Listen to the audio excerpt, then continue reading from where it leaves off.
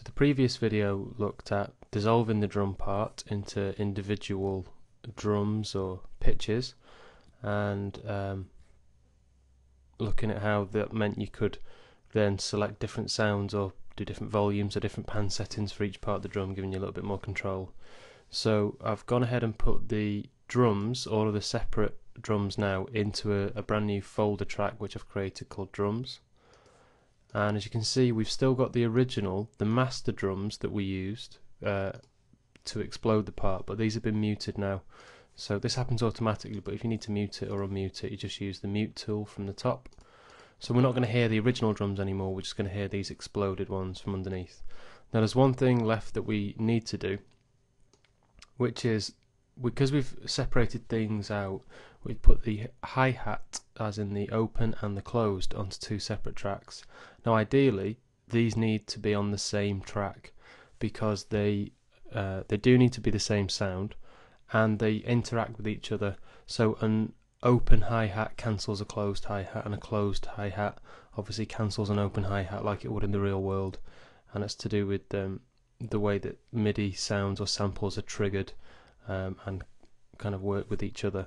So what we're going to do is, might be easier if I just glue this part together first. So we're working with two complete parts. Open up either of your hi-hat parts. So I'll take the closed hi-hats, open it up there, and I'm going to press Control and A on a PC or Command and A on a Mac to select all of them, or you could just drag a box across all of your hi-hats, but obviously make sure you zoomed out and that you have got all of them. And I'll copy that then, so I'm going to use the same sort of shortcuts, Control and C or Command and C on a Mac. And now I've copied all of them notes, and I'm going to go to the open hi-hat part here and make sure I'm at the beginning with snap turned on. Let's go to this bar and I'm going to paste them in there. Okay, let's just have a listen and check that they work.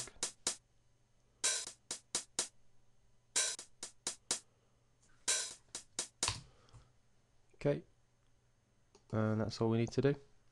So now if you want, we can do the same thing with the one that we've got rid of, this closed hi-hat part. We can just mute that one for now and maybe put that towards the bottom.